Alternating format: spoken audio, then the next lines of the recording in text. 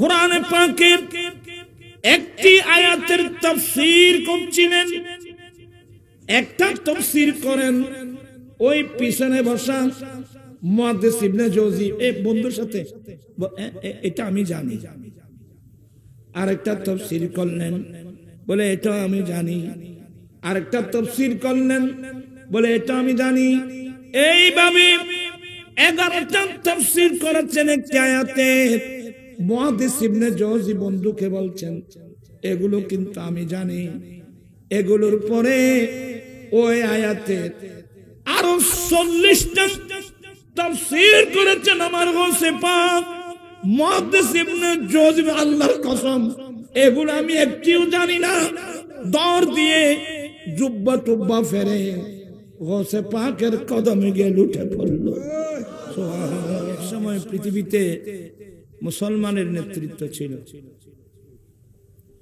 আজকে যে ভারত ভারত বলছেন না, মুসলমানরা সংখ্যা লঘু হয়ে গেল, হিন্দুরা সংখ্যা গরিষ্ঠ হয়ে গেল। এই ভারতের ইতিহাস জানেন? প্রায় 700 বছর ধরে মুসলমানরা ভারতকে গঠন করে শাসন করেছে। অনেক করুণ ইতিহাস।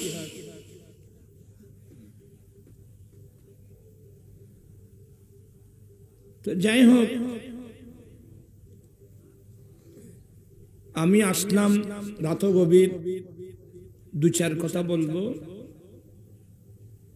ব্রিটিশরা ষড়যন্ত্র করে কৌশলে মুসলমানদেরকে কোরআন সুন্নাহ থেকে সরিয়ে নেওয়ার জন্য ওরা একটা শিক্ষা ব্যবস্থা দিল। শিক্ষাকে 2 ভাগে ভাগ করলো। একটাকে বানিয়ে দিল জাতীয় শিক্ষা, কোরআন সুন্নাহকে বানিয়ে দিল প্রাইভেট শিক্ষা। কত বড় ষড়যন্ত্র দেখেন। স্কুলকে বানিয়ে দিল জাতীয় শিক্ষা, কোরআন সুন্নাহর শিক্ষাকে বানিয়ে দিল প্রাইভেট শিক্ষা।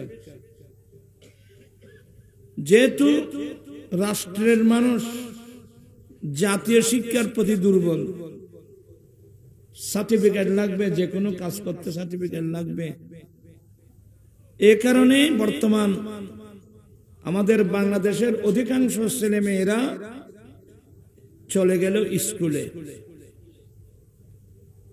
শুধু স্কুল না, এর সাথে পাল্লা দিয়ে আধুনিক যুগে কত নামের স্কুল, কেজি স্কুল, কিন্ডারগার্টেন, আশা, প্রত্যাশা, নওজওয়ান, ব্রাক, এভাবে দেখবে গোটা চট্টগ্রামের না গোটা বাংলাদেশের গলি গলি বিরাট বিরাট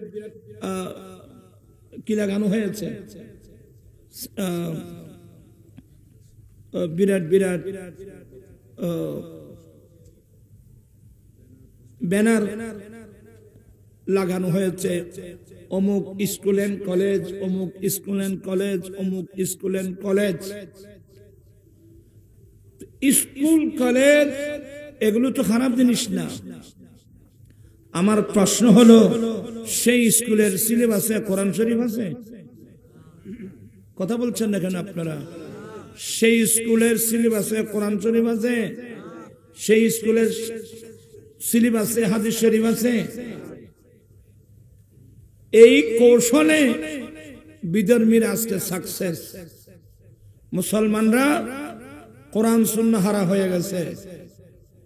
যখন মুসলমানের কলব থেকে, মুসলমান থেকে কোরআন শরীফ চলে গেল, হাদিস শরীফ চলে গেল, ওরা বলে এবার আমাদের পালা বিশ্ব মুসলমানদেরকে গোলাম বানানো। তাদের পক্ষে সম্ভব হয়ে গেছে। আজকে বিশ্বের মুসলমানরা ইহুদি নাসারার গোলামি করতেছে। যে মুসলমানরা নেতৃত্ব দিয়েছিল, কোরআন শরীফ পড়লে চোখের পানি আসবে। ওয়াজ অনেক করেছে, ওয়াজ করে লাভটা কি?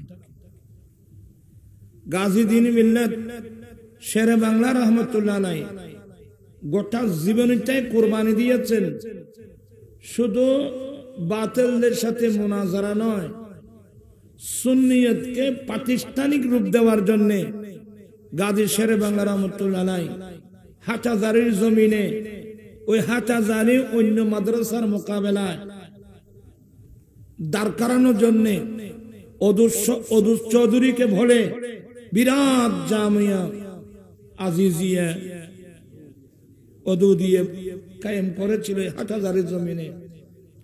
এই ওদুদিয়া মাদ্রাসা রাজি মাদ্রাসার যত বড় এরিয়া, এখানে কোন জায়গা আছে? এই মাদ্রাসায় গাজী শেরে বাংলা নিজেও পড়াইতেন, আল্লামা নঈমী সাহেব কেবলা পড়াইতেন, আরো বড় বড় সুন্নি জামাতের বড় বড় আলেম দ্বারা এখানে রেখেছেন সঠিক কোরআন সুন্নাত তথ্য দেওয়ার জন্য। কারণ আজকে যারা ইসলামের নামে অনেক দৌড়াদৌড়ি করতেছে, ইসলামের লেভেলে এরা ইহুদি নাসারার এজেন্ডা বাস্তবায়ন করতেছে। ঈমানের পরে সবচেয়ে বড় ইবাদত হলো নামাজ, সেই নামাজকে ধ্বংস করে দিয়েছে। কি লেখছে? নামাজে নবীর ধ্যান ধারণা আসা গরু গাদার ধ্যানের চেয়ে নিকৃষ্ট। লিখছে সারাতে মুস্তাকিম, মেন কিতাব ফার্সি, এটাকে আবার দিয়াবান মাদ্রাসা থেকে উর্দু ভাষা অনুবাদ করছে। इसी जैसे और बुजुर्गों की खां जनाबे रिसालते माँ भी हो, अपनी हिम्मत को लगा देना अपनी बैल और गधे की सूरत में मुस्तगरक होने से बुरा है। नाउज़ुबिल्लाहि मिन जालिक। এভাবে ফির বুজুর্গ যদি বা রসুলে পাক হয়, নামাজে খেয়াল দেন দেবা গরু গাদার আকৃতির ভিতর ডুবে থাকার চেয়ে আরো নিকৃষ্ট। প্রিয় হাটহাজারীবাসী, আপনার কেমন লাগলো? আপনার নবীকে নবীর খেয়াল দেন কেঁদে গরু গাদার খেয়াল চেয়ে নিকৃষ্ট বললো, কেমন লাগলো আপনাদের? ভালো লাগতেছে? তোরা বড় বড় মোহতম সাহেব না? এটা লেখছে ইসমাইল দেহলভী যখন গাজী শেরে বাংলা আন্দোলন করতেছে, আল হযরত আন্দোলন করতেছিল এই বদআকিদার বিরুদ্ধে, তখন এই হাটহাজারী মাদ্রাসার যিনি বড় মুফতি, মুফতি ফয়জুল্লাহ সাহেব, আমরা তো দেখি নাই, নাম শুনছি ফয়জুল্লাহ সাহেব, উনি একটা বই লেখছে আল মনজুমাতুল মুখতাসারা ফার্সি ভাষায়। সে বলছে যে তার অর্থ হলো ইসমাইল শহীদ, ওরা ইসমাইল দেহলভীকে ইসমাইল শহীদ বলে। ইসমাইল শহীদ যে লেখছে যে নামাজে নবীন ধ্যান ধারণা আসা গরু গাদার ধ্যানের চেয়ে নিকৃষ্ট, এটা উনি ভুল বলে নাই, উনি ঠিক বলছে। আপনাদের বড় মুফতি, আমরা কিছু বললে তো মনে বলতে গালি দেয়। সুন্নিরা গালি দেয় না, সুন্নিরা বুঝাবার চেষ্টা করে।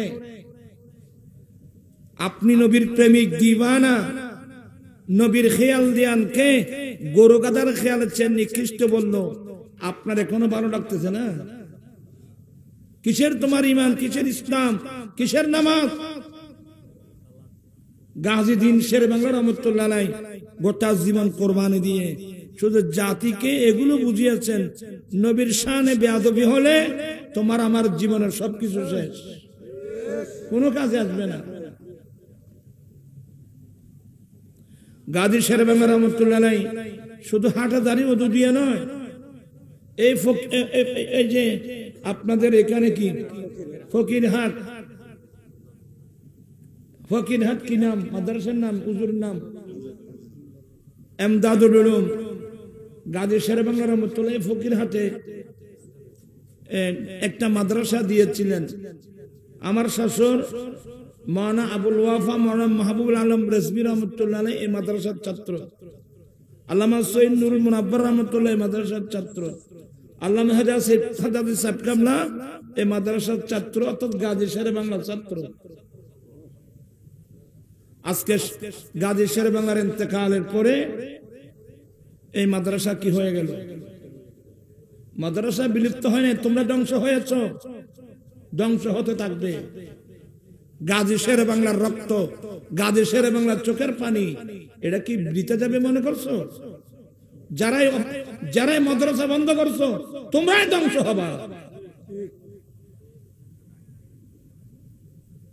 এগুলো না শুধু আব্দুল ওদুদ চৌধুরী, ওনার কোনো ছেলে সন্তান ছিল না। গাজী শেরে বাংলা রহমতুল্লাহ আলাইহির হুজুরের নির্দেশে চলতো এই ফতেনগর ওদুদিয়া। কোথায়? ফতেনগর ওদুদিয়া, গহিরা ফতেনগর ওদুদিয়া। এখানে না, চন্দ্রকোনা ওদুদিয়া। এই চন্দ্রকোনা এখন তৈবসাবজুর কাবলা রহমতুল্লাহ আলাইহির নামে জামাত, এগুলো গাজী শেরে বাংলা রহমতুল্লাহ আলাইহি এই ওদুদ চৌধুরীকে দিয়ে মাদ্রাসাগুলো করিয়েছিলেন সুন্নিয়তকে প্রাতিষ্ঠানিক রূপ দেওয়ার জন্য। গাজী দ্বীন-ই মিল্লাতের কুরবানি কিয়ামত পর্যন্ত দেশের সুন্নি মুসলমান হুজুরের ঋণ পরিশোধ করা কি হবে না? সম্ভব হবে না। তাই আমি আসতাম না, যেহেতু এখানে আমি মাদ্রাসা সম্পর্কে আমার আইডিয়া আছে, আমার জানি এই মাদ্রাসার বিষয়ে আমি গুনাহগার প্রায় 30টার কাছাকাছি বিভিন্ন জায়গায় মাদ্রাসা দাঁড় করানো সম্ভব হয়েছে, কিন্তু আমাদের অনেক হুজুররাও এগুলোর বিরুদ্ধে কথা বলছে।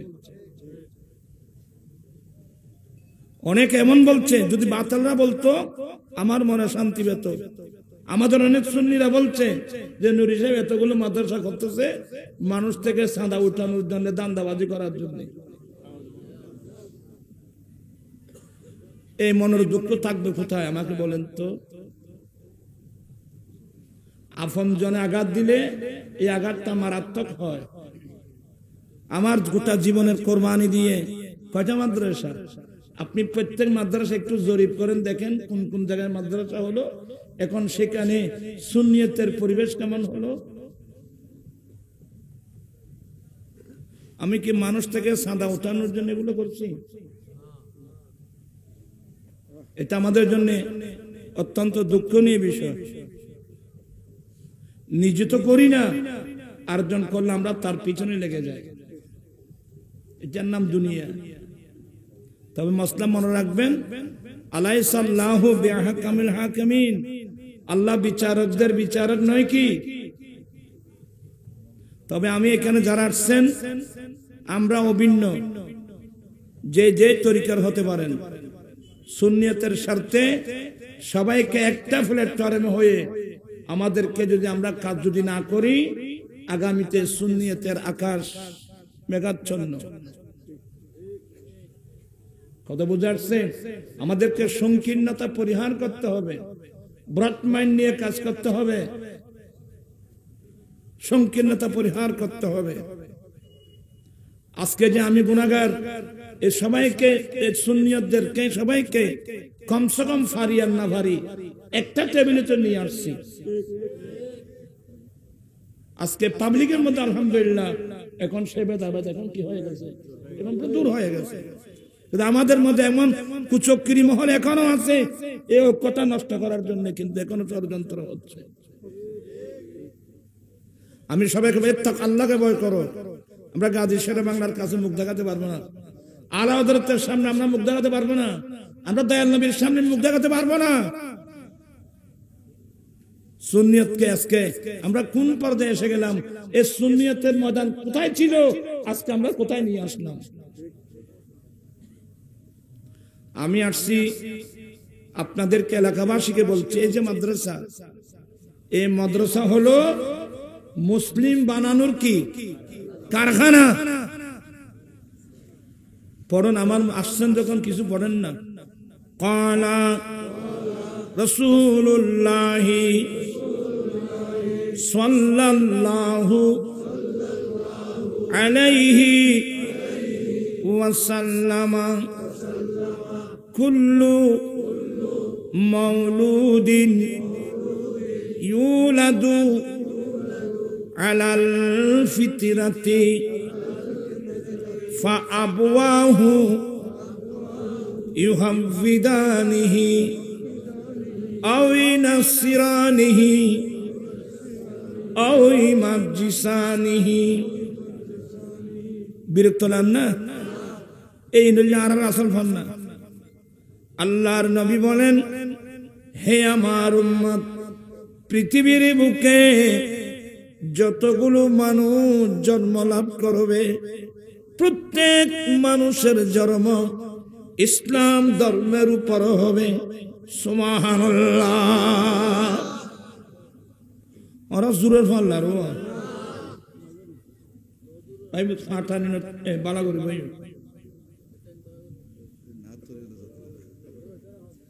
আল্লাহর নবী বলেন, হে আমার উম্মত, পৃথিবীর বুকে যতগুলো মানুষ জন্ম লাভ করবে প্রত্যেক মানুষের জন্ম ইসলাম ধর্মের উপর হবে। তবে যে ছেলের মা বাবা ইহুদি, সবাই মনোযোগ সহকারে শুনেন, না শেয়ারিং অনেক শুনছেন, না শুনতে শুনতে শুধু হাই হুল্লাস করে দোয়াল্লা দিলে হবে না, প্রাতিষ্ঠানিক রূপ দেন। আল্লাহর নবী বলেন, যে ছেলের মা বাবা ইহুদি, তার মা বাবা তার ছেলে মেয়েদেরকে ইহুদি ধর্মের শিক্ষা দিয়ে নেয়। যার মা বাবা নাসারা খ্রিস্টান, তারা তার ছেলে মেয়েদেরকে নাসারা ধর্ম শিক্ষা দিয়ে নাসারা বানিয়ে নেয়। যার মা বাবা অগ্নি পূজারী, তারা তার ছেলে মেয়েদেরকে অগ্নি পূজার শিক্ষা দিয়ে অগ্নি পূজারী বানিয়ে নেয়।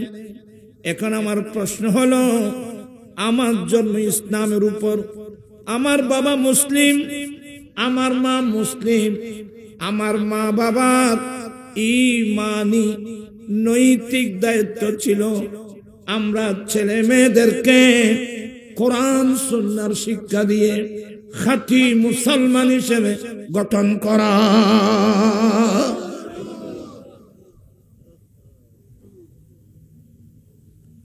আমার বাচ্চা যারা আছেন আল্লাহর কাছে জবাব দিতে পারবেন? আল্লাহর কাছে জবাব দিতে পারবেন? আপনার ছেলে স্কুলে, আপনার ছেলে কিন্ডারগার্টেনে, আপনার ছেলে কেজি স্কুলে, ওখানে কোরআন শরীফ আছে, ওখানে হাদিস শরীফ আছে। আপনি জানেন যে ওখানে কোরআন হাদিসও নাই, তারপর আপনি দিলেন কেন? আর এলাকার মানুষ ভাগ্যবান, এই যে কাজীপাড়া একটা দাখিল মাদ্রাসা, কয় ক্লাস চলব? 8ম শ্রেণী পর্যন্ত যে চালু করা হয়েছে, কমসে কম এই এলাকার যারা আছেন প্রত্যেকের ছেলে মেয়ে মাদ্রাসায় দিয়ে উদ্দেশ্য, আমি আমার ছেলে মেয়েকে বিশুদ্ধভাবে কোরআন শিক্ষা দেব। এখন মুসলমানের ঘরে কোরআন তেলাওয়াত নাই। আমার আম্মি জান দোয়া করবেন, এখনো আছে, তবে যে কোনো মুহূর্তে চলে যাবে। সবাই আমরা চলে যাব, কেউ থাকবো না। তবে মায়ের কথা বারবার মনে পড়ে। আমরা ছোটবেলায়, আমরা গরিব ফ্যামিলির ছেলে, মা তাহাজ্জুদের নামাজ পড়তেন, এমনি তো গরিব, তারপরও মা তাহাজ্জুদের নামাজ পড়তেন। ফজর আজান দিলে আমাদেরকে ডেকে দিতেন, যাও আজান হয়েছে মসজিদে চলে যাও। আমরা কোনোদিন বিছানায় থাকতে পারি নাই, আমরা মসজিদে চলে গেলাম। নামাজ পড়ে যখন বাড়িতে ফিরতাম, তখন আমাদের পাড়ার মহিলারা ফজরের নামাজ পড়ে মুসাল্লায় বসে গুনগুন গুনগুন করে কোরআন তেলাওয়াত করত। এখন সে আওয়াজ বর্তমান আছে? কত বড় নিমক হারাম! আমরা মুসলমান, যে মুসলমান কোরআন তেলাওয়াত করে না, যে মুসলমানের ঘরে কোরআন তেলাওয়াত নাই, তোরা মুসলমান কইতে কই ধরনে? আমি আসছি মাদ্রাসার খাতিরে। এই মাদ্রাসা 8ম কেন? এটা যেন দাখিল পর্যন্ত হয়ে যায়। হেফজি বিভাগ চালু, হেফজি বিভাগ লাগবে, হেফজি বিভাগ চলতেছে, হেফজি বিভাগ চলতেছে আলহামদুলিল্লাহ। দাখিল পর্যন্ত এই মাদ্রাসাতে একটু দাঁড় করান, পারবেন না কেন? আমাকে অনেকজন জিজ্ঞাসা করে, হুজুর আপনার ছেলে মেয়ে? আমি বললাম, বাবা আল্লাহ তো 5 জন ছেলে 1 জন মেয়ে। ছেলেগুলো আমি মাদ্রাসায়, বলে সবগুলো, আমি সবগুলো স্কুলে দেন নাই? তোর দেখে আদা ফুদা হইলে দিতাম দেরি, কারণ আপনার রং বুঝবেন না। মাদ্রাসার মধ্যে এখন বাংলা আছে না, ইংরেজি আছে না, অঙ্ক আছে না, তো আমার ব্রেনি চলে গেল মাদ্রাসায় দিলে আজকে কত বড় লাভবান হতো। আর মাদ্রাসা ধোঁয়া দিয়ে তো অন্য করতে নি হয় দেখতে চলতে মাদ্রাসা দেখো কোন মতে এই লেঙ্গা তোর মেয়েরও দের বেটারি বেগুন ইকে চাইতে দিন মাদ্রাসা আসতে লাগবে আয় করবি তুমি করতে ন এই দের বেটারি হয়ে দি আতুর মেয়েরও হয়ে দি ইউন আছে বলি মসজিদে আজান চলে খন মন্ত্রী মিনিস্টারদের মধ্যে আজান দিলে, খন চেয়ারম্যান মেম্বার আজান দিলে মসজিদে আখর বলি তুই হচ্ছে না। এই গরিবহীন আছে বলি আজকে মসজিদে আজান চলছে, নামাজ চলছে, মসজিদের দরজা খুলতেছে। আপনি পয়সাওয়ালা, কোন পয়সাওয়ালা গিয়ে মাদ্রাসার দরজা খুলছিলেন মসজিদের? কোন পয়সাওয়ালা গিয়ে আজান দিয়েছিলেন? কোন চেয়ারম্যান গিয়ে আজান দিয়েছিল? এই গরিব ফ্যামিলির এগুলো ছিল বলে কমসে কম মসজিদ আজান হচ্ছে, নামাজ হচ্ছে। আর এখানে ধরা করে হইল মত কষ্ট নয়, কথা সত্য নয় না, মাথা কথা সত্য না। আমার ভাইয়েরা, আল্লাহর নবী বলেন, হে আমার উম্মত, পৃথিবীর বুকে যতগুলো মানুষ জন্ম লাভ করবে, প্রত্যেক মানুষের জন্ম ইসলাম ধর্মের উপর হবে। তবে যার মা বাবা ইহুদি, তারা তার ছেলে মেয়েদেরকে ইহুদি ধর্মের শিক্ষা দিয়ে ইহুদি বানিয়ে নেয়। যার মা বাবা নাসারা খ্রিস্টান, তারা তার ছেলে মেয়েদেরকে নাসারা ধর্মের শিক্ষা দিয়ে নাসারা বানিয়ে নেয়। যার মা বাবা অগ্নি পূজারী, তারা তার ছেলে মেয়েকে অগ্নি পূজার শিক্ষা দিয়ে অগ্নি পূজারী বানিয়ে নেয়। এ হাদিসের আলোকে আমার প্রশ্ন, আমি মুসলমান, আমার বাবা মুসলিম, আমার মা মুসলিম, আমার মা বাবার উচিত ছিল আমরা ছেলে মেয়েদেরকে কোরআন সুন্নাহ শিক্ষা দিয়ে খাঁটি মুসলমান হিসেবে গঠন করা। টাইম কত ধরে যাব? 12টা হারে গিয়ে ওলিকুল সম্রাট মাহবুব সুবহানি আশিকস্তানি আমার গৌসে পাক দুনিয়ায় এসে ওলি হন নাই, মায়ের গর্ভ থেকে আসতে আল্লাহর ওলি। কিন্তু সে গৌসে পাকের জীবনী পড়লে দেখবেন, গৌসে পাকের গোটা জীবন মাদ্রাসায়ে নিজামিয়া।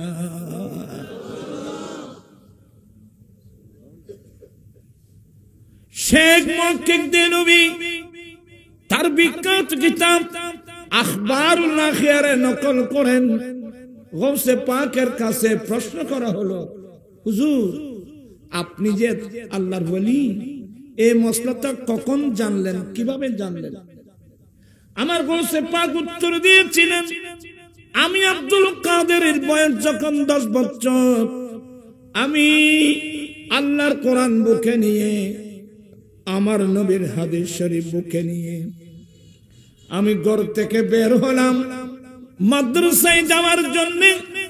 আমি আব্দুল কাদের ঘর থেকে কোরআন সুন্নাহ বুকে নিয়ে বের হতে আমি দেখলাম আমার ডানে বামে রব্বুল আলামিনের নূরে জগতের ফেরেশতা।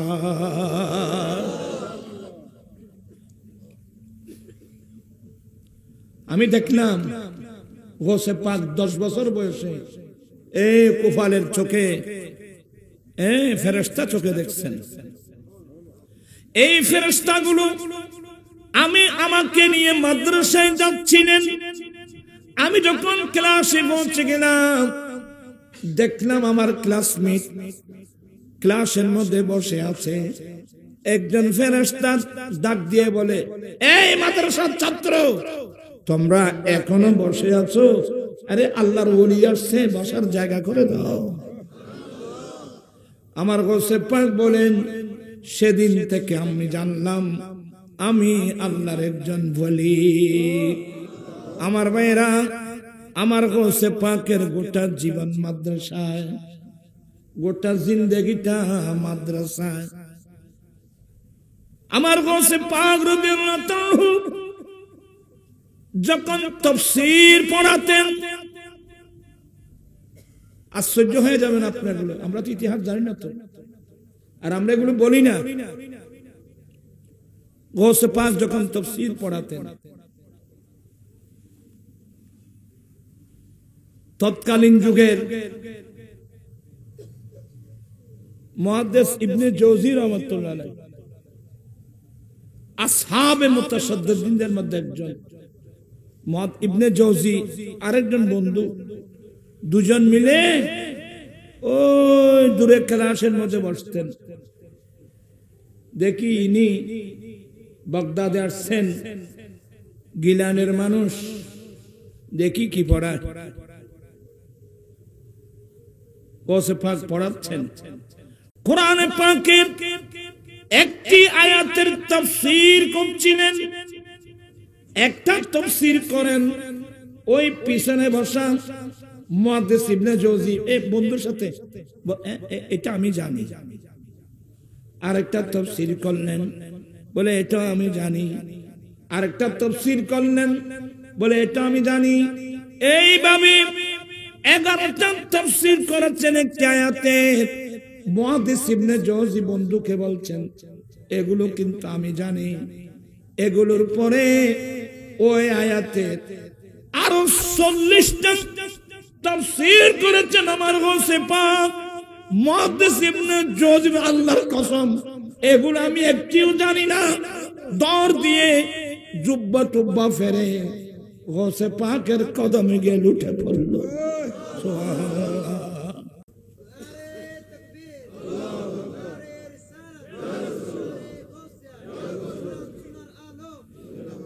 আমি অনুরোধ জানাবো, বাবিয়া করিও খাস করিয়ে বাবু। আল্লাহ বলেন, ওয়ামা কাদরুল্লাহ হাক্কা কাদরিহি। এরা তো আল্লাহর কদরদানি করে নাই যেভাবে কদর করতে হবে। আমি আজকে আমি আসলাম আপনাদেরকে বলে যাচ্ছি, আপনাকে ছেলেগুলো মাদ্রাসায় দিবেন? এরা আছে না, এ ছাত্র হবো কজন আছে ছাত্র?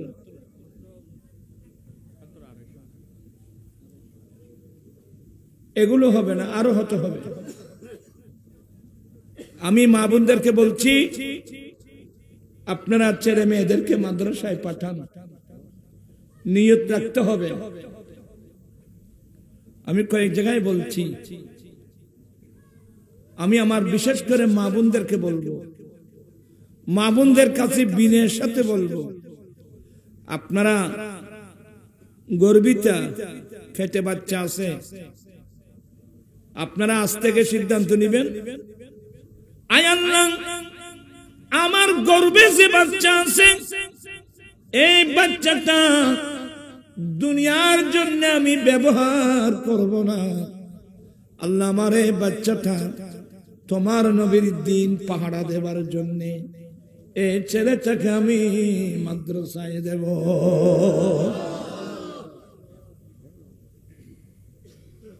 হযরতে ইমরান আলাইহিস সালাম আল্লাহর একজন নবী, যার মাদার শরীফ সালালা আমি নিজে কয়েকবার জিয়ারত করেছি। অর্থাৎ মরিয়ম আলাইহিস সালামের আব্বা ইমরান আলাইহিস সালাম, আল্লাহ কোরআন শরীফে ওনার স্ত্রীর নাম কত সুন্দর করে বর্ণনা করলেন। ওয়াইদ ক্বালাত ইমরাতু ইমরান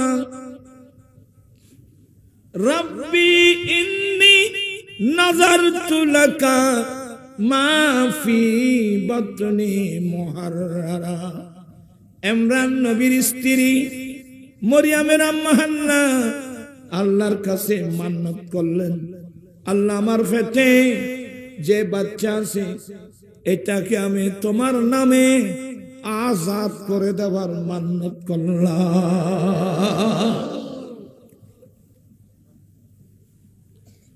অনেক লম্বা ইতিহাস, এগুলো বললে দেরি হয়ে যাবে।